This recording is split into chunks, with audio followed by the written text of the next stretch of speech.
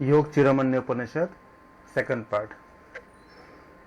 महामुद्रा, नभमुद्रा और उड्डयन बंध। महामुद्रा, नभमुद्रा, उड्डयन बंध, जालंधर बंध और मूल बंध, ये आपको याद रखनी है। योग चिरमन्य उपनिषद के अनुसार महामुद्रा, नभमुद्रा, उड्डयन बंध, जालंधर बंध और मूल बंध, इन सब के बारे में बताए गए हैं कि जो योगी इन पांचों को जानता है, मतलब इन मुद्राओं के बारे में बताए हैं कि जो योगी इनको जानते हैं वह मोक्ष को प्राप्त करते हैं। एरी से योनि, यानी कि योनि क्या, शिवनी स्थान होती है। एरी से, एडी से मतलब योनि को हम पेश करते हैं, दबाते हैं, उसको दबा के जब दृढ़ता से उसको कंट्रैक्शन करते हैं, मतलब जब संकुचित करते हैं, तो संकुचित करके अपान वायु को ऊपर की ओर खींचने की कोशिश करते हैं, ऊपर की ओर खींचते हैं, तो ये ऊपर की ओर खींचने की जो क्रिया होती है उसे मूल बंध कहा जाता है। मूल बंध में इस प्रकार प्राण और अपान को एक में मिलाया जाता है। भगवद गीता में भी ये बताया गया है कि अपान वायु को ऊपर की तरफ, प्राण वायु के जब नीचे की तरफ हम लेके जाते हैं तो प्राणापान होता है। और यहाँ भी ये बताया गया है कि मूल बंध में इस प्रकार प्राण और अपान को एक में मिलाया जाता है। इससे मलमूत्र कम हो जाता है और इस मूल बंध का अभ्यास करने से बूढ़ा भी जवान हो जाता है। हाँ जी, इसमें जैसे नमो मुद्रा, जैसे मुद्रा दो बताए, महामुद्रा और नमो मुद्रा, तो इसमें और ये खेचरी, योनि मुद्रा और शक्ति साधनी भी तो का वर्णन भी तो है ना इसी में। देखिए, हर उपनिषद में ना, हर ग्रंथ में अपने अपने हिसाब से बताते हैं। है तो बहुत सी, अगर आप इसको घेरन संहिता या दूसरा झाटियों प्रतिपिका पढ़ोगे तो उसमें आपको मिलेंगे अलग अलग, मतलब अपने हिसाब से मिलेंगे। इस उपनिषद में जहाँ जितने, हाँ जी, जिस उपनिषद में जितने बताए गए हमको उसी के अकॉर्डिंग हमको याद रखनी होती है। नहीं, इसी उपनिषद की बात कर रही हूँ मैं, योग चूड़ामणि की उपनिषद वाले में, कि 3 बंध और 5 मुद्राओं का है इसमें। हाँ जी, इसमें। और इसके पहले भी हमने देखा था कि हठयोग के बहुत से बातें इसमें बताई गई है, और जिस ऑर्डर में बताई गई है जहाँ जहाँ पे आप उसको इसी के अकॉर्डिंग याद रखेंगे। इसमें आपको उड्डयन बंध के बारे में भी बताया गया है आगे, तो उसके एक एक ऑर्डर में एक एक साथ, जैसे कि एक साथ क्या बताया गया आपका, नभमुद्रा, महामुद्रा, नभमुद्रा, उड्डयन बंध, जालंधर बंध, इनके बारे में। तो उड्डयन बंध के बारे में भी आपको इसका जो ये इसमें बताते हैं कि इसमें मृत्यु जय होता है, अर्थात मृत्यु रूपी जो आपका मृत्यु को विजय, मृत्यु को मात देने वाला, यानी कि मृत्यु के पीछे छोड़ने वाला होता है। तो आपको भी इतनी बतानी है, और जितने से बताया गया होता तो इसमें बहुत कुछ है, एक एक करके सब आएगा आगे। जिस ऑर्डर में से बताया गया उसी ऑर्डर में आपको याद रखनी है। तो क्या कहते हैं इसमें कि अगर ये पूछे जाते हैं कि मूल बंध के अभ्यास से बूढ़ा भी जवान हो जाता है, ये बात कहाँ बताई गई है, तो आप बोलोगे योग चिरमन्य उपनिषद में। बाकी मूल बंध का बहुत सारे हमें अलग अलग ग्रंथों में बहुत अच्छा मिलता है, कि जैसे पाइल्स का संबंध होती है उसको, उसमें भी बहुत हमें हेल्प मिलती है, उसमें भी आपका मतलब ठीक करने में बहुत हेल्प मिलती है मूल बंध का। लेकिन जिस ग्रंथ में जितने बताई गई आपको एग्जाम में आपको उसी के अकॉर्डिंग आपको देने होंगे। नॉलेज के लिए जानते हो कि जो आपका जो एनस से संबंधित जितनी भी बीमारियां होती है उसमें मूल बंध अच्छा काम करता है, मतलब बहुत अच्छा हेल्पफुल होता है। और रिप्रोडक्टिव सिस्टम से संबंधित जितनी भी आपका समस्याएं होती है उसमें आपका मूल बंध हो गया, फिर आपका जो अश्विनी मुद्रा हो गया, इससे इनका बहुत ज़्यादा अच्छा रोल होता है। किसी विशेषज्ञ की देख रेख में अगर कोई करते हैं तो उससे बहुत लाभ मिलती है। लेकिन जितना हमें जिस ग्रंथ में जितने बताई गई है एग्जाम में उतनी बतानी है। तो हमने क्या देखा, हमने कि इसमें मल मूत्र इत्यादि कम हो जाता है, और इस मूल बंध का अभ्यास से बूढ़ा भी जवान हो जाता है। गिद्ध आदि बड़े पक्षी, जो आपके जब बर्ड्स होते हैं, गिद्ध आदि बड़े पक्षी जैसे बिना थके ही आकाश में उड़ते हैं, उसी प्रकार उड्डयन बंध का अभ्यास किया जाता है। वह बंध मृत्यु रूपी हाथी को पछाड़ने के लिए सिंह के समान है।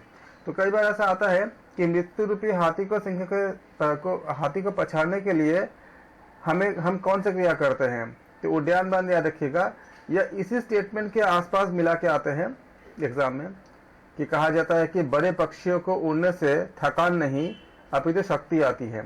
इसी प्रकार से उड्डयन बंद के अभ्यास से थकान नहीं अपितु साधक को क्या होती है? नई शक्ति का संचार होती है। और ये आप देखते हो कि बड़े पक्षी जो होते हैं वो देश विदेश चले जाते हैं। अगर हम आप कहीं दौड़ते हैं, हम कितने जल्दी थक जाते हैं, लेकिन इतनी ऊंची ऊंची उड़ान कहाँ से कहाँ चले जाते हैं, वो थकते नहीं है। तो ये इसमें तो है ना कुछ चीजें, तो उसी के अकॉर्डिंग बताते हैं कि पक्षियों को उड़ने से थकते नहीं है, बल्कि उनको शक्ति आ जाती है। अगर शक्ति नहीं आती तो इतने लंबे लंबे जर्नी कैसे करते? हजारों किलोमीटर तक वो चले जाते हैं। पेट को नाभि के नीचे सामने खींचने को पश्चिमोत्तान कहा जाता है। पेट को नाभि के नीचे सामने खींचने को पश्चिमोत्तान कहा जाता है। और उसी तरह और उसी जगह पेट में ही यह उड्डयन बंद का भी किया जाता है। जो साधक शरीर में नीचे की ओर बहते हुए खेचरी मुद्रा के द्वारा क्षरित होने वाले आकाश जल को अपने मस्तक में रोकता है, उस क्रिया को जालंधर बंद कहा जाता है। आप जानते हो अमृत के बारे में जो बताया जाता है कि हमारे आप जो दूसरे ग्रंथों में पढ़े हैं कि लगातार हमें अमृत की प्राप्त होती है, लेकिन वो आपका बर्न हो जाता है। उसको रोकने के लिए हम जालंधर बंद का अभ्यास करते हैं। खेचरी मुद्रा में हम उस अमृत को पान कर लेते हैं। ऐसे बहुत सी चीजें हमें समस्त ग्रंथों में हमें प्राप्त होती है जानने को। तो इसको बताया गया इसमें कि जो साधक शरीर में नीचे की ओर बहते हुए खेचरी मुद्रा के द्वारा क्षरित होने वाले आकाश जल को अपने मस्तक में रोकता है, क्योंकि जब आप इस तरह की मुद्रा लगाते हो तो क्या होती है, उससे आपका जो अमृत जिसे कहा जाता है वो बर्न नहीं हो पाता, जल नहीं पाता, भस्म नहीं हो पाता। और उससे क्या होती है, उस क्रिया को हम क्या कहते हैं? जालंधर बंद कहा गया। उसमें वह बंद कष्टों और दुखों के समूहों को नष्ट कर देता है। इस जालंधर बंद में सामने की ओर मस्तक को झुकाकर गले से नीचे ठोड़ी को हृदय से स्पर्श कराना होता है, जो आप जानते हो कैसे हम लगाते हैं जालंधर बंद। इससे अमृत वायु की ओर जो हम देखते हैं, इससे अमृत क्या होती है?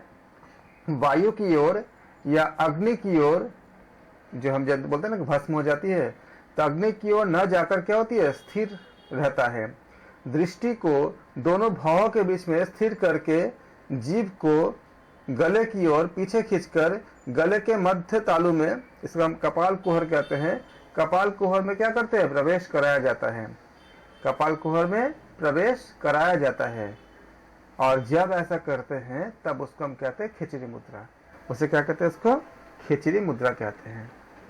जो साधक खेचरी मुद्रा को जान लेता है, जो साधक खेचरी मुद्रा को जान लेता है और साधना करता है, उसे रोग, भय, भूख, प्यास और मूर्छा आदि से छुटकारा मिल जाती है। एग्जाम्स के लिए क्या बोलेंगे कि खेचरी मुद्रा को जान लेना और साधना करने से क्या होती है? रोग, भय, भूख, प्यास और मूर्छा, इनसे छुटकारा मिलती है। किससे किससे? रोग से, भय से, भूख से, प्यास से और मूर्छा से क्या होती है? छुटकारा मिलती है। खेचरी मुद्रा जानने वाले को किसी रोग से कोई पीड़ा नहीं होती और कर्मों में भी वह लिप्त नहीं होता और कोई विघ्न भी उसके पास नहीं भटकता, नहीं फटकता। किसके जरिए अभ्यास से? कौन से अभ्यास से? खेचरी मुद्रा से। खेचरी मुद्रा की साधना करने से चित्त और जीभ में आकाश विचरण करते हैं। खेचरी मुद्रा में जब हम आकाश मतलब क्या होती है? जो आकाश तत्व, आकाश मतलब क्या होती है? जैसे हम बोलते हैं ना कि जितना भी आपका ब्रह्मांड में जो भी है वो सब क्या होते हैं? हमारे पिंड में भी, हमारे शरीर में भी है।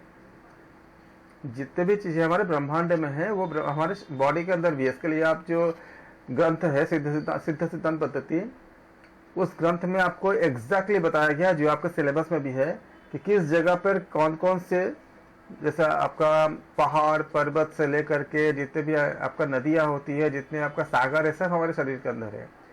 तो इसी को बताया गया इसमें कि खेचरी मुद्रा की साधना करने से चित्त और जीव आकाश में विचरण करते हैं, इसलिए ऐसी खेचरी मुद्रा की सभी सिद्ध लोग वंदना करते हैं। मस्तक से लेकर चरणों तक के शरीर के सभी अंगों का जिन शिराओं के द्वारा पोषण होता है, उन सभी शिराओं का मूल बिंदु क्या है? उन सभी शिराओं का मूल बिंदु खेचरी मुद्रा ही है।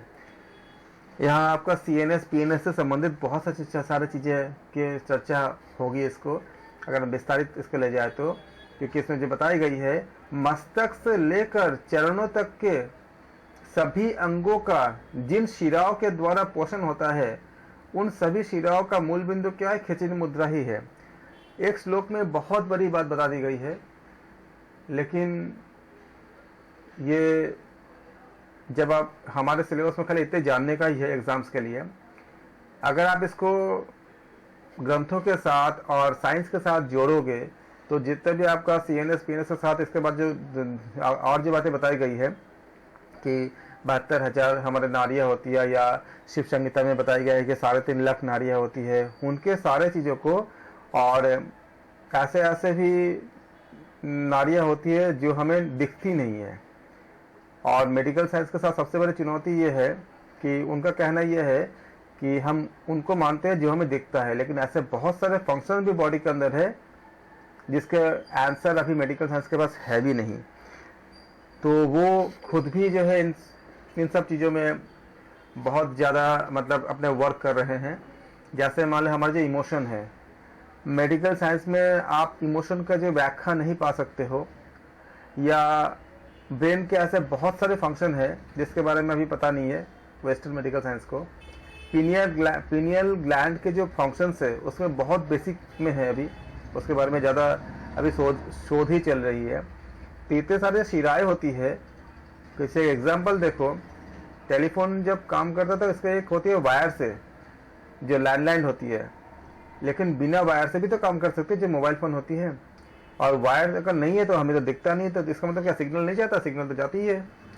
सेम तरह से ऐसे बहुत सारे, जैसे हम जब वज्र नाड़ी होती है वो बाहर से दिखता नहीं है, जितने आपका मर्म पॉइंट होते हैं वो बाहर से कहाँ दिखता है। लेकिन जब विज्ञान और आगे जाएगा और बढ़ेगा तब इस चीज़ को बताएंगे, माने जाएंगे, नए नए सिद्धांत आएंगे। जब सिद्धांत आएंगे तो मैच वहीं पे जाके करेगा जहाँ पे ये सब बातें बताई गई। हमें जब ये जो हम सीख रहे हैं उपनिषद में, इसी प्रकार से देखेंगे। अभी जानते हैं आपकी नाभि से सारे एक बच्चे का जो जन्म होती है तो उसका सारा आपका जो पोषण नाभि से ही होती है, माँ के पेट में। और नाभि में क्या होती है कि सारे जितने भी आपका सिरा जो होते हैं, बोलते हैं 72,000 जो नाड़ियाँ होती है, सिरा नहीं मतलब नाड़ियाँ जो होती है, वो उसका संयोग बिंदु आपका नाभि ही होती है। इन सब के ऊपर बहुत सारा डिस्कशन है, बहुत सारा रिसर्च है, जिनको उपनिषद में या इन सब में अगर किसी को रिसर्च करने की इंटरेस्ट हो तो जा सकते हो। बहुत सारा कंटेंट मिलेंगे इसमें, लेकिन अभी तो हम कल इसके लिए कर रहे हैं, लेकिन साथ साथ आपको बता भी दे रहे हैं कि इनका अर्थ क्या होती है।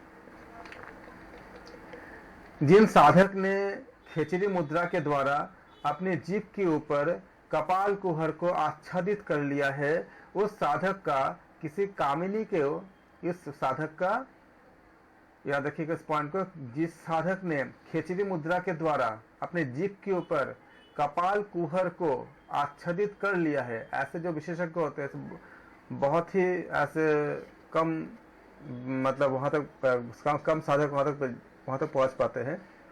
लेकिन जो पहुँच पाते हैं, जो जात वहाँ तक जो पहुँचे हैं, उनके लिए है कि जिस साधक ने खेचरी मुद्रा के द्वारा अपनी जीभ के ऊपर कपाल कुहर को आच्छादित कर लिया है, वहां तक जो पहुंच चुके हैं, उस साधक का किसी कामिनी के आलिंगन करने पर भी बिंदु का स्खलन नहीं होता। बिंदु मतलब शुक्र का स्खलन नहीं होता, जिसको हम लोग स्पर्म कहते हैं इंग्लिश में।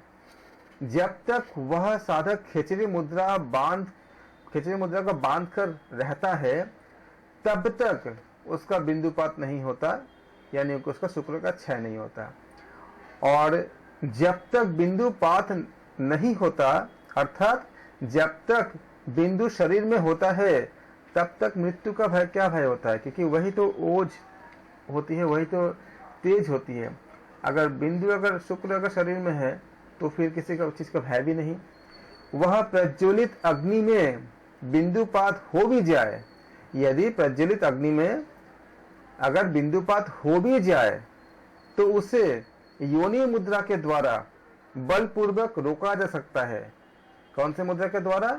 योनि मुद्रा के द्वारा। एग्जाम्स के लिए याद रखेंगे कि अगर अकॉर्डिंग टू आपका योग चूड़ामणि उपनिषद के अनुसार यदि प्रज्वलित अग्नि में बिंदुपात हो भी जाती है तो उसको योनि मुद्रा के द्वारा बलपूर्वक रोका जा सकता है और ऊर्ध्वगामी भी बनाया जा सकता है। जबकि सामान्य अवस्था में एक बार अगर शुक्र का अगर आपका रिलीज हो जाती है तो हम उसको दोबारा वापस नहीं ला पाते, लेकिन उस साधक के लिए अगर बिंदुपात हो भी जाती है तो उसे योनि मुद्रा के द्वारा, कौन सी मुद्रा के द्वारा? योनि मुद्रा के द्वारा। ये आपका ऑप्शनल मतलब ऑप्शन में आने का क्वेश्चन हो सकती है, 4 ऑप्शन में।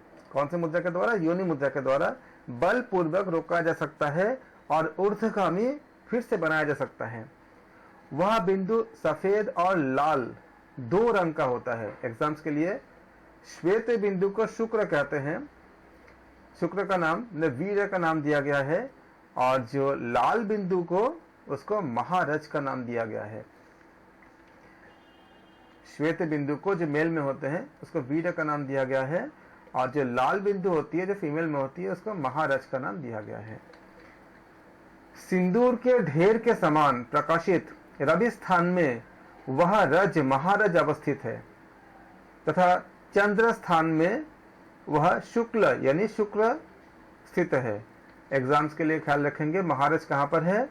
सिंदूर के ढेर के समान प्रकाशित रवि स्थान में। कौन से स्थान में? रवि स्थान में वह महारज अवस्थित है तथा रवि मतलब सूर्य, तथा चंद्र स्थान में शुक्ल यानी शुक्र है। तो चंद्र स्थान में क्या है आपका? शुक्र है।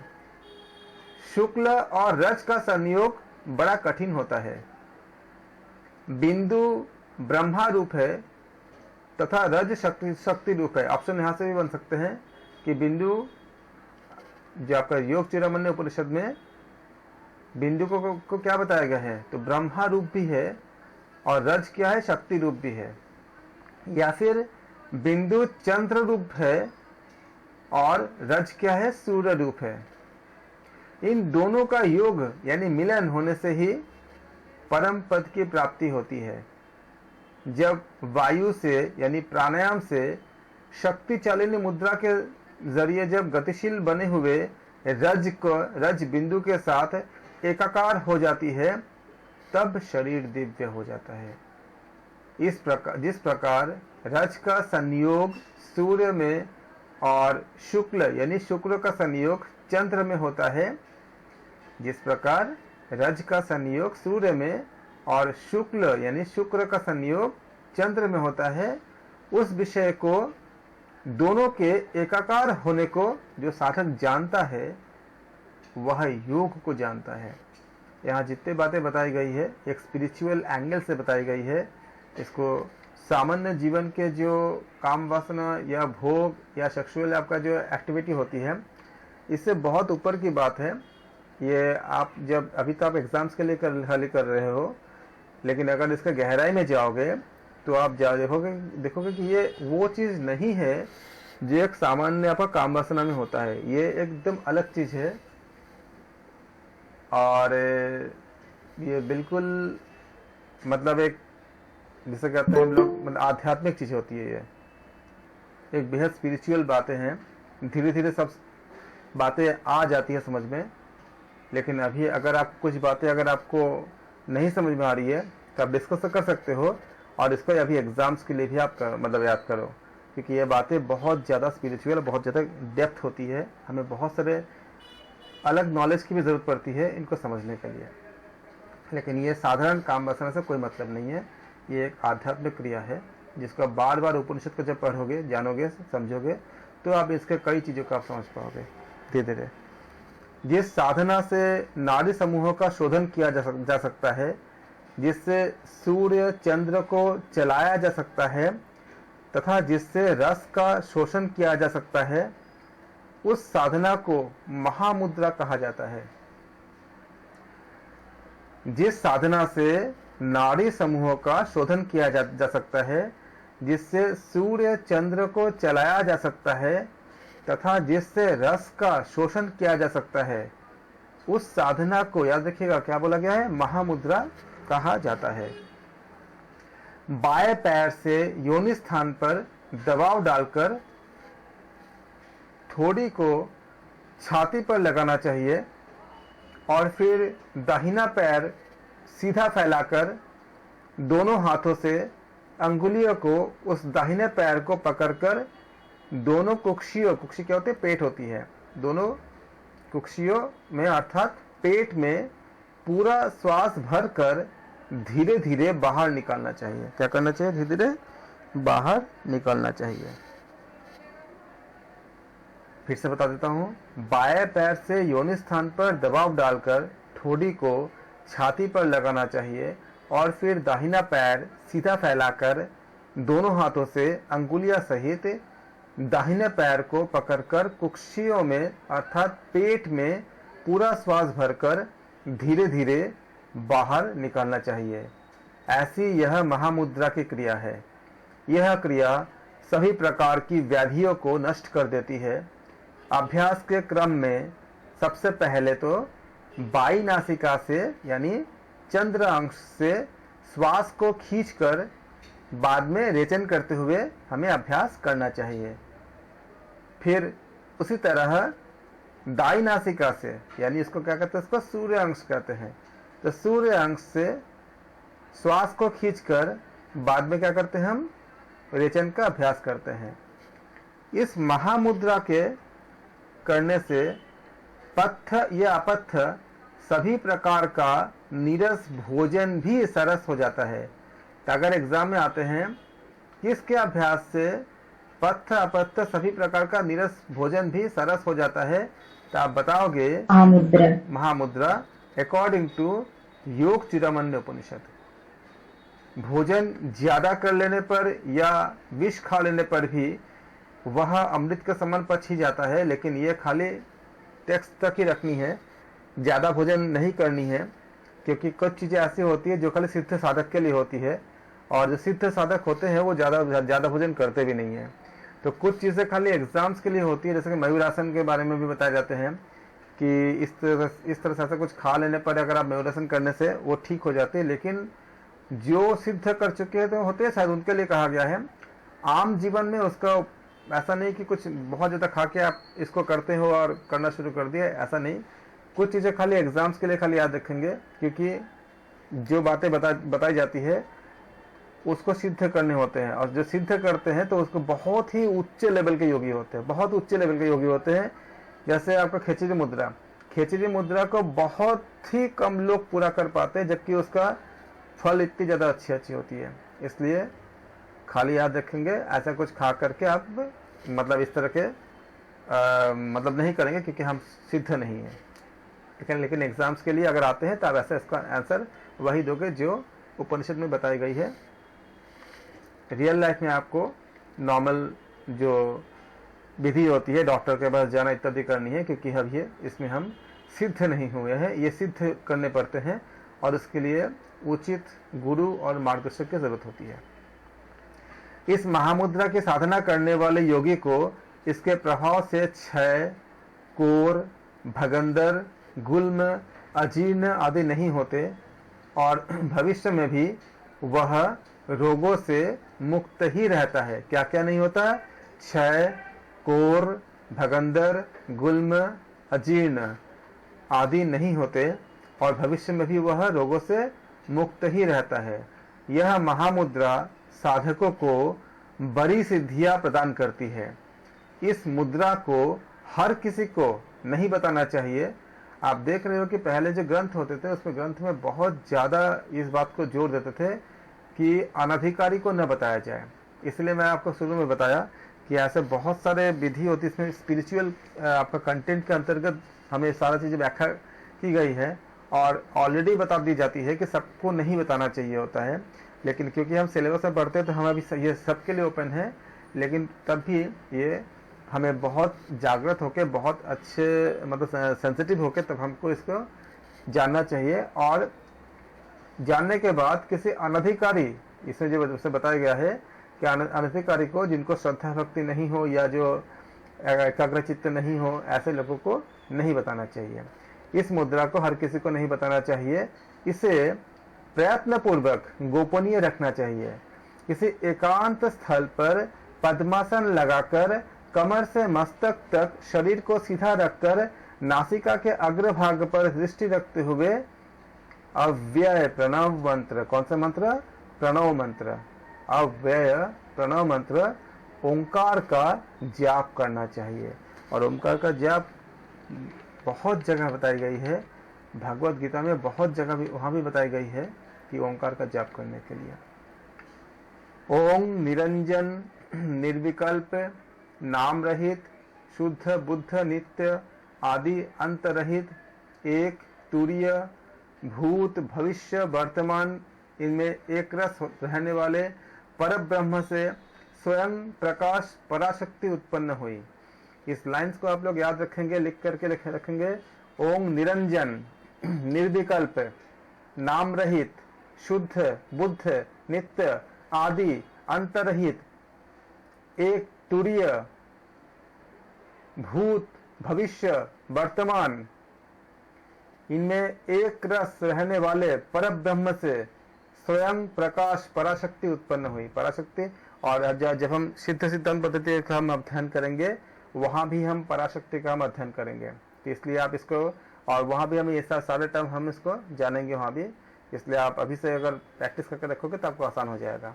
निरंजन, ओम निरंजन निर्विकल्प नाम रहित शुद्ध बुद्ध नित्य आदि अंत रहित, जिसका न तो शुरू हो न अंत हो, जिसका शुरू होती है उसका आदि कहते हैं, इसलिए उनका आदि भी नहीं है अंत भी नहीं है इसलिए बोला आदि अंत रहित है।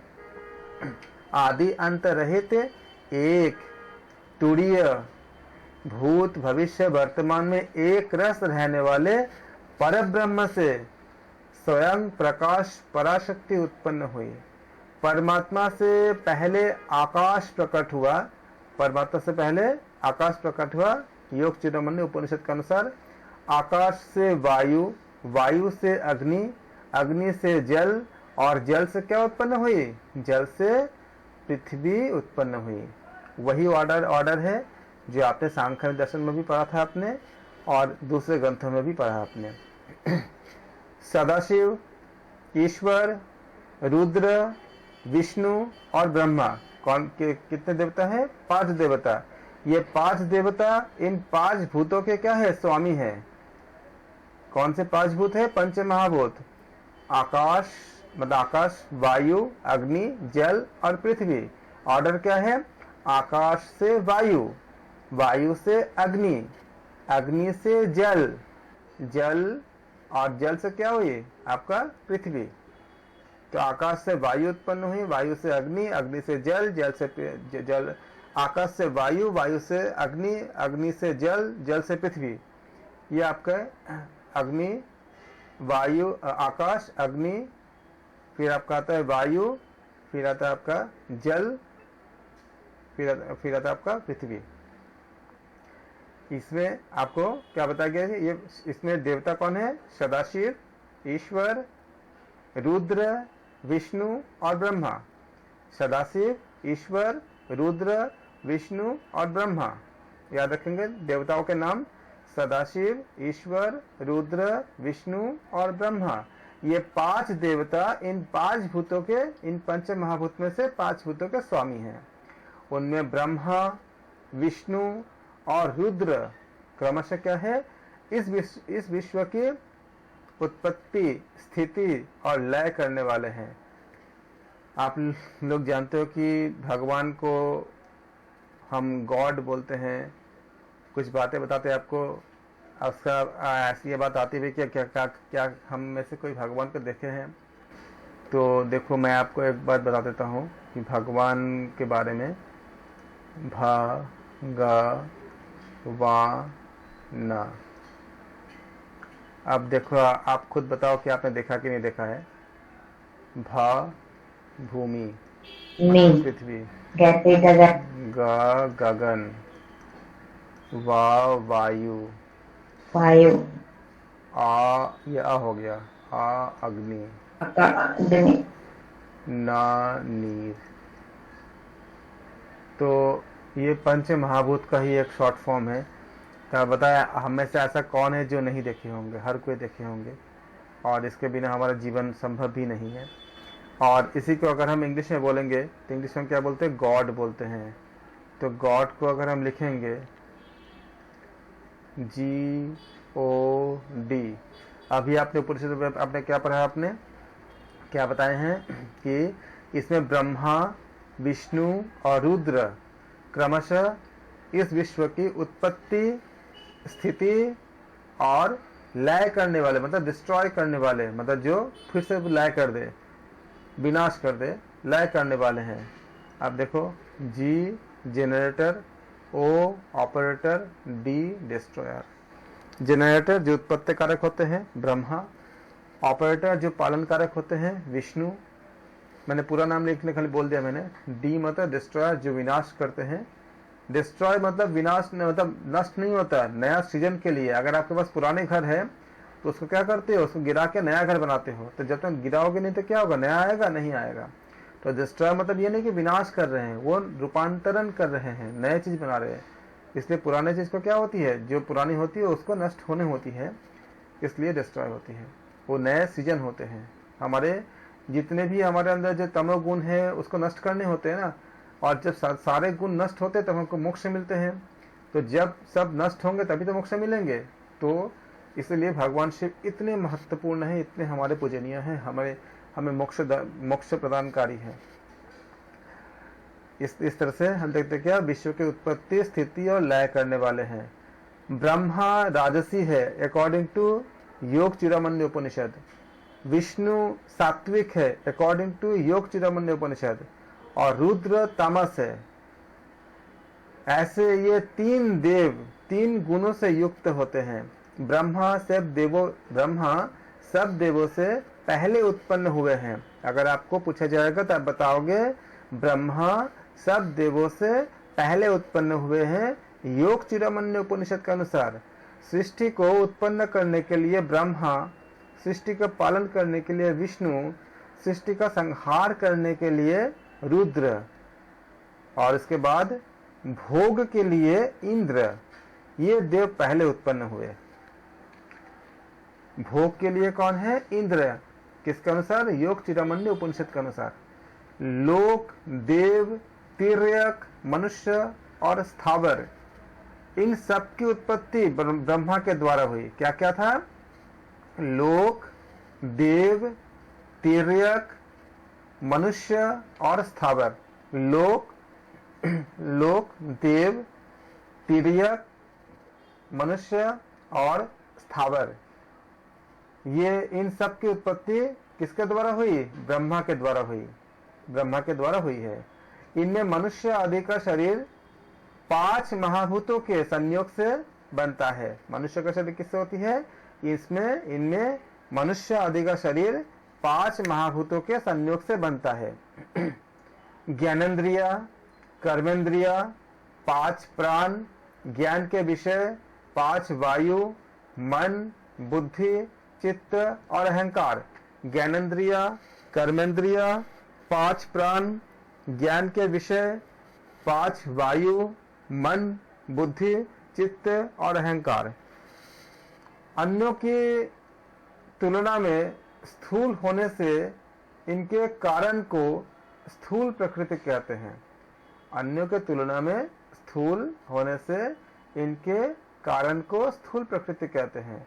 इसी प्रकार ज्ञानेन्द्रिया, कर्मेंद्रिया, प्राण, ज्ञान विषय, 5 वायु, मन, बुद्धि, चित्त और अहंकार।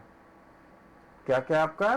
ज्ञानेन्द्रिया, कर्मेंद्रिया, प्राण, ज्ञान विषय, 5 वायु, मन, बुद्धि, चित्त और अहंकार, इनको सूक्ष्म शरीर अथवा लिंग शरीर कहा जाता है।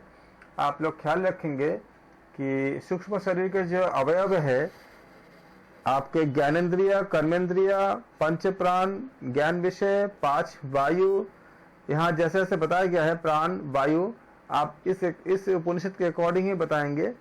और कुछ और जगह पे इसको 17 और 18 कहीं कहीं बताए गए हैं।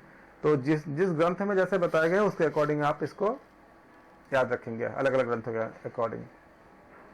तो इसी प्रकार आप याद रखेंगे ज्ञानेन्द्रिय, कर्मेंद्रिय, प्राण, ज्ञान विषय, 5 वायु, मन, बुद्धि, चित्त और अहंकार को सूक्ष्म शरीर अथवा लिंग शरीर कहा जाता है। कारण शरीर जो होती है, कारण शरीर 3 गुणों से युक्त होती है। योग चिरामण्य उपनिषद के अनुसार, योग चिरामण्य उपनिषद के अनुसार कारण शरीर क्या होती है? 3 गुणों से युक्त होती है। सभी प्राणियों के स्थूल, सूक्ष्म और कारण, ये 3 शरीर होते हैं। कितने होते हैं? स्थूल, जो हम लोग फिजिकल बॉडी कहते हैं, और सूक्ष्म और कारण शरीर, इन्हीं सब को हम एस्ट्रल बॉडी जो कहते हैं। ये सारे विषय जिसको आप लोग जो पैरानॉर्मल साइंस में इत्यादि में जो अध्ययन करते हो, इसमें सूक्ष्म और कारण ये 3 शरीर होते हैं। जागृत, स्वप्न, सुषुप्ति और तुरीय, ये 4 अवस्थाएं होती है। जागृत, स्वप्न, सुषुप्ति और तुरीय, ये क्या होती है? 4 अवस्थाएं होती है। कितनी अवस्था होती है? अकॉर्डिंग टू योग चिरामण्य उपनिषद के अनुसार जागृत, स्वप्न, सुषुप्ति और तुरीय, ये 4 अवस्थाएं होती है। इन सभी अवस्थाओं के अधिपति पुरुष क्या होते हैं? क्रमशः क्या है? विश्व, तेजस, प्राज्ञ और आत्मा होते हैं। इन सभी अवस्थाओं के अधिपति पुरुष क्रमशः विश्व, तेजस, प्राज्ञ और आत्मा होते हैं। विश्व स्थूल का नित्य भोग करने वाला है। विश्व स्थूल का, विश्व क्या है? स्थूल का नित्य भोग करने वाला है। और तेजस क्या होती है? एकांत का भोग करने वाला है। तेजस कैसा है? एकांत का भोग करने वाला है। और प्राज्ञ आनंद का भोगने वाला है। प्राज्ञ क्या होता है? आनंद का भोगने वाला है। और सबका साक्षी आत्मा क्या है? इनसे परे है। सबका साक्षी आत्मा इन सब से क्या है? परे है। सर्वव्यापी प्राण रूप परमात्मा जीवों के इन अवस्थाओं को भोगने में, जब भोगते हैं तो भोगने के समय में स्वयं अधोमुख यानी विमुख यानी उदासीन ही रहते हैं। आप इन सब के बारे में अगर आप भगवत गीता में जो बातें बताई गई है उसमें भी अगर आप समानता देखोगे दोनों का अध्ययन करने के बाद, तो आपकी इतनी ज़्यादा गहराई इसमें मिलेगी, आपको इतने अच्छा लगेगा समझने में। इसलिए मैं बोलता हूँ कि आप लोग डेली एक चैप्टर गीता का ज़रूर पढ़ो, क्योंकि भगवत गीता में बताया गया कि सर्वो उपनिषद गावाह भोक्ता गोपाल नंदनः। सारे जो उपनिषद है अगर उसको गाय बना दे तो उसको भोक्ता कौन है? गोपाल नंदन कृष्ण, श्री कृष्ण। इसलिए जितने आपका सारे उपनिषद को जो निचोड़ है, जो सूक्ष्म बातें हैं, वो भगवत गीता में है। इसलिए गीता को पढ़ते पढ़ते या पढ़ने के बाद अगर आप उपनिषद को पढ़ते हो या पढ़ते हो, मतलब गीता को पढ़ते हुए अगर उपनिषद को पढ़ते हो, तो आपको बहुत बेहतर ढंग से और अच्छी तरह से आपको और बहुत बारीकी से समझ आएगा। सर्वव्यापी मैं बहुत ज़्यादा एक्सप्लेन नहीं कर पाता इसलिए क्योंकि हमारे पास समय की सीमा होती है, जबकि इसमें एक एक श्लोक, एक एक आपका जो पैराग्राफ, इतने ज़्यादा कंटेंट है कि अगर मैं इसको व्याख्या करने जाऊँ तो 2-3 घंटे के बाद उसी में निकल जाएगा। इतनी ज़्यादा उसमें मतलब विस्तार है। अब मुझे ये भी ध्यान रखना है कि आपका जून में एग्जाम्स है, तो मैं एग्जाम के लिए भी हम इसको फोकस कर रहे हैं। लेकिन आपको मैं बता रहा हूँ कि इसका आनंद बहुत है, बहुत ज़्यादा गहरा आनंद है उपनिषद में, अगर आप उसको समझ के पढ़ोगे तो। इसलिए मैं बार बार रिकमेंड कर रहा हूँ, आप लोग रोज जो है, और उपनिषद गीता ऐसे कि पूरे जीवन भर पढ़ने होते हैं, लाइफ टाइम पूरा चलती है। एग्जाम खत्म होता है तो ये पढ़ना खत्म नहीं होता, वो चलती रहती है। आप लोगों को डेली कुछ ना कुछ पढ़ना चाहिए, आधा घंटा कम से कम समय निकाल के। ये खुद के जीवन के लिए होता है, क्योंकि जब भी आपके जीवन में कोई समस्या अगर आती है और अगर आप आधा घंटा का रोज अगर ये भगवत गीता और उपनिषद पढ़ते हो तो जब भी कोई प्रॉब्लम आएगा तो आप देखोगे कि गीता के किसी न किसी श्लोक में आपको आंसर मिलेगा, आपको उसका समाधान मिलेगा। और आपके अपने अंतःकरण में अगर आप लगातार गीता अगर पढ़ते जाओगे तो आपके अंदर एक ऐसा शक्ति उत्पन्न होगा कि आपके अंतःकरण में जागृत होकर परमात्मा यानी नारायण जो है, कृष्ण जो है, श्री कृष्ण, वो आपके अंतरात्मा से आपको प्रेरित करेंगे, इंस्पायर करेंगे, समझाएंगे, कोई बताएगा आपके अंदर से। जब भी आप किसी मतलब गहन समस्या में अगर आप जब भी आप सामना करते हो, क्योंकि हम इंसान हैं, इंसान में जीवन में ऐसी होती है। और इतना ही नहीं, अगर आप लगातार गीता पढ़ते जाते हो तो उन्होंने स्वयं बताए हैं कि जब आप ऐसा करते हो तो मृत्यु के समय जब शरीर छोड़ने का वक्त आती है तो जिस समय कोई साथ नहीं हो पाता, उस समय कोई चाह के भी ना चाह के भी कैसे भी हो नहीं साथ जब हो पाता, कोई साथ होता भी नहीं है, क्योंकि मृत्यु के समय हमारा उड़ान वायु हमारे प्राण को लेकर निकल जाती है। उस समय और कोई कुछ किसी का रोल नहीं होता, यानी यहाँ तक कि हमारा खुद का भी रोल नहीं होता। हम उस समय चाह के भी जब कहते हैं कि मृत्यु के समय अगर आप हरि का नाम ले लिए तो उद्धार हो जाते हो, लेकिन वो नाम कि कुछ समय आपका ब्रेन ऐसा नहीं काम करता जैसे कभी काम कर रहा है। वो वही चीज करता है जो आप जीवन भर करके आते हो। तो लाइफ टाइम जो आप करोगे, जो अभ्यास होता रहता है, वही अभ्यास आपको वहाँ पे रिपीट होती है। अगर आप लगातार अगर गीता का अगर ऐसा पढ़ते जाते हो जीवन भर लाइफ टाइम तक, तो परमात्मा स्वयं जो आपका जो विष्णु दूत होते हैं वो आपके सामने प्रकट होते हैं। और इसके बारे में गरुड़ पुराण में बहुत अच्छे से, और श्रीमद् भागवत कथा एक है, इसे भगवत गीता से अलग ग्रंथ है, उसमें बहुत अच्छे से समझाया गया है कि उसका फल क्या होता है। इसलिए मैं बता रहा हूँ कि ये तभी एग्जाम्स के लिए कर रहे हो, अच्छी बात है, लेकिन इसके समझते हुए आप डेली जीवन पूरा लाइफ टाइम तक भगवत गीता का एक अध्याय जरूर पढ़ो। देखो कितनी ज्यादा चमत्कार होती है। इस बाहर की स्थिति ऐसे ही रहेंगे, लेकिन चमत्कार आपके अंदर अंदर बनती जाएगी। अंदर वो परमात्मा जागृत होकर आपको दिशा दिखाएंगे, आपको कुछ एहसास कराएंगे, आपको सहारा देंगे, आपको रास्ता दिखाएंगे। वो होती है कृष्ण। जैसे महाभारत में बताया गया ना कि जितने कैरेक्टर हमारे सब हमारे अंदर ही है, एक प्रतीक के रूप में है। जैसे कृष्ण किस प्रतीक के रूप में है? कृष्ण हमारे आत्मा के प्रतीक के रूप में, हमारे सोल जो है उसके प्रतीक के रूप में है, जो हमें लगातार बोलते रहते हैं। वैसे हर एक जो एलिमेंट आपका जो जितना भी आपका कैरेक्टर है इसमें भगवत आपका महाभारत में, ऑलमोस्ट हमारे अंदर भी है। अच्छे और बुरे दोनों में एक फाइट होता रहता है लगातार, हमारे अंदर सबके अंदर महाभारत होती रहती है।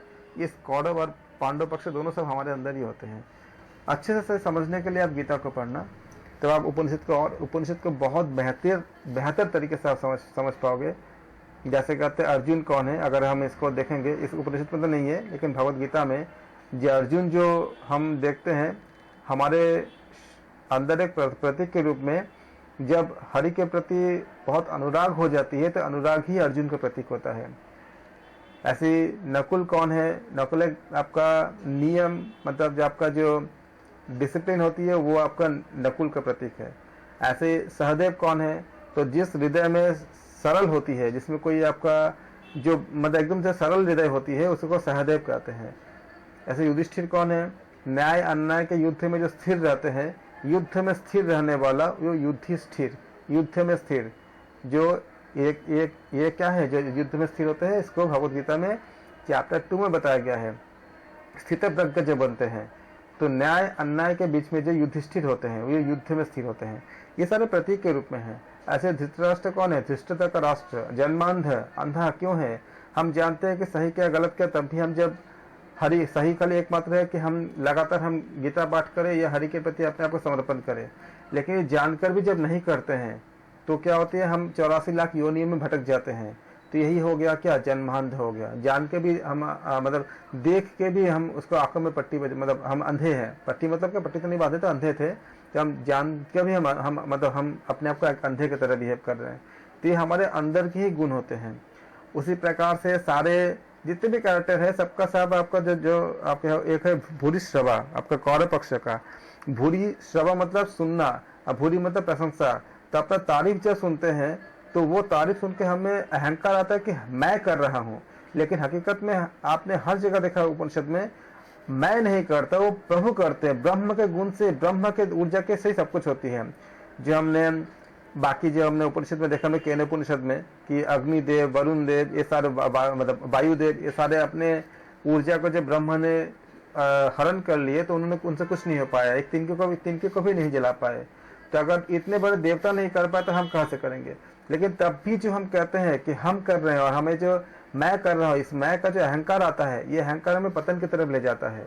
ये है भूरिश्रवा। भूरिश्रवा एक कैरेक्टर है, कौरव पक्ष का सेनापति का नाम है। भूरी मतलब क्या होती है आपका प्रशंसा, श्रवा मतलब क्या होता है श्रवण करना। ये सारे बातें आपको कहीं लिखी नहीं है मतलब गीता में, या हम बता रहे कि इसको ये एक्चुअली कोरिलेट करता है हमारे शरीर के, हमारे खुद के अंदर के सारे पात्र हमारे खुद के अंदर ही होते हैं, जितने आपका नेगेटिव कैरेक्टर और पॉजिटिव कैरेक्टर। इसमें क्या होती है कि इसमें गीता में कहते हैं कि महाभारत में कि मैं युद्ध में भाग नहीं लूंगा, मतलब कृष्ण कहते हैं। लेकिन तब भी जब अर्जुन जब पूरे समर्पण कर दिए तो अर्जुन के लिए उन्होंने सुदर्शन चक्र को लेकर के युद्ध में उतर गए थे। उन्होंने युद्ध नहीं किया था लेकिन उतर गए थे, जबकि वो पहले बोले थे हम युद्ध में भाग नहीं लेंगे। उसी प्रकार से हमारे अंदर भी हम अच्छे करे बुरे करे, वो खाली दृष्टा बन के रहता है। वो बोलता रहता है कि अच्छा है बुरा है, बोलता रहता लगातार, लेकिन वो पार्टिसिपेट नहीं करता। पार्टिसिपेट कब करता है? जब हम अपने आप को पूरे समर्पण करके, अपने आप को जो अपने तकलीफें हैं, अपने अंदर के सब चीज़ों को, अच्छे बुरे, अपने स्वयं को, शरीर को, आत्मा को जब पूरा समर्पण करते हैं, हे प्रभु आप सब कुछ तुम्हारा, अब तुम मुझे संभालो, तब वो जागृत होते हैं। जागृत होकर हमें रास्ता दिखाते हैं, हमारे अंदर से बताते हैं। वो जो होती है वो वही चीज़ हो गई जो अर्जुन के लिए था कि पहले बोले थे कि हम युद्ध में भाग नहीं लेंगे, लेकिन अर्जुन ने जब उनको समर्पण कर दिया कि हे केशव अब मैं नहीं, हम तुम पर समर्पण मतलब उनसे नहीं हो पा रहा था, तब जाकर के कृष्ण ने सुदर्शन चक्र लेकर के युद्ध भूमि में उतरे। एक प्रतीक के रूप में था ये आपका, जो हमारे अंदर भी ये एक प्रतीक के रूप में होता है कि जब भी आप ऐसे पूरी तरह से उनको समर्पित कर देते हो तो आपको उस समय जब आपको उनका जो स्पिरिचुअल पूरा जो ऊर्जा है आपको मिलती है, और जब शरीर छोड़ते हो तो विष्णुदूत आपके सामने प्रकट होते हैं, जो बहुत बड़ी उपलब्धि है। इसलिए हमें मतलब गीता का लगातार अध्ययन करना चाहिए। इसमें आगे क्या बताया गया है? प्रणव ओंकार में स्थित इन वर्ग तीन स्थित में, इसमें जो प्रणव मतलब ओंकार में जो 3 वर्ग है, आकार, उकार और मकार, जो है वे 3 वेद, 3 गुण, 3 लोक, 3 अक्षर और 3 स्वर के रूप में एक ही प्रणव में प्रकाशित हो रहा है। अभी मैंने जितना भी मैंने कैरेक्टर के बारे में बताया, ये एक आपका मतलब एक कॉन्सेप्ट है। ये ऐसा बात है कहीं पे महाभारत में या गीता में लिखी नहीं है, लेकिन ये बताया जाता है कि दर्शन के रूप में कि हमारे अंदर ऐसे होते हैं सारा चीज़ें, और इसी से हम फाइट करते हैं। और इसी को बताया गया है कि 13वें अध्याय में भगवद गीता के इदम शरीरम कौन्तेय क्षेत्र मित्र विधीयते, ये सारे जो है ये आपके शरीर के अंदर ही है। इदम शरीरम कौन्तेय क्षेत्र मित्र विधीयते, चैप्टर नंबर 13 श्लोक नंबर 1 आप पढ़ के देखना, वहां से आपको सब चीजें आपको क्लियर होगा कि क्या बताना चाह रहे हैं भगवान कृष्ण। तो हमने क्या देखा? प्रणव मतलब ओंकार में स्थित 3 वर्ग क्या है? आकार, उकार और मकार, जो है वे 3 वेद, 3 गुण, 3 लोक, 3 अक्षर और 3 स्वर के रूप में एक प्रणव ही प्रकाशित हो रहे हैं। क्या हो रहे हैं? याद रखिएगा, 3 हमने देखा कि ओंकार यानी प्रणव ओंकार में स्थित क्या है? 3 वर्ग क्या है? आकार, उकार, मकार। और ये क्या है? ये 3 वेद है, 3 गुण है, 3 लोक है, 3 अक्षर और 3 स्वर के रूप में एक प्रणव ही प्रकाशित हो रहे हैं। आकार सभी प्राणियों की जागृत अवस्था में आंखों में स्थित होते हैं। उकार सभी प्राणियों की स्वप्नावस्था में कंठ में स्थित होते हैं।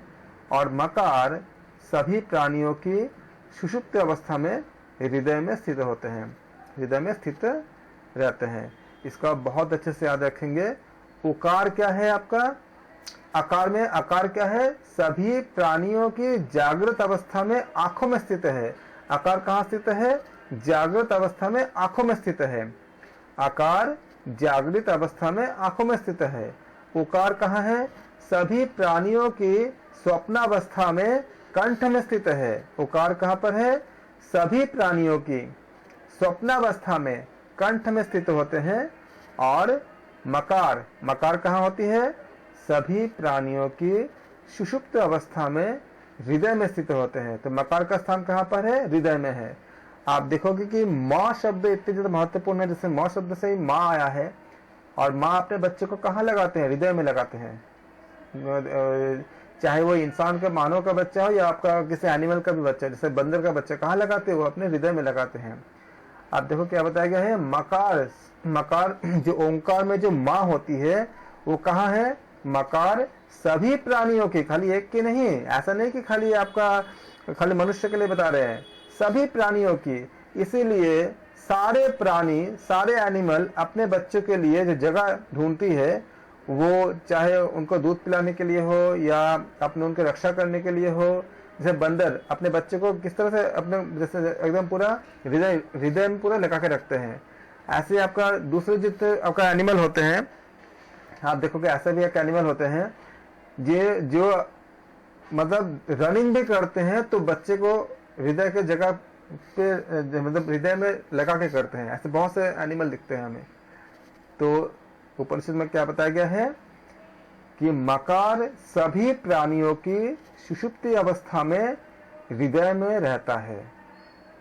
यहाँ तक हमारा सेकंड पार्ट को हम समाप्त करते हैं। आप इसको अच्छे से करेंगे। थर्ड पार्ट कल हमारा योग चिरमन्य उपनिषद हमारा समाप्त हो जाएगा तृतीय पार्ट में।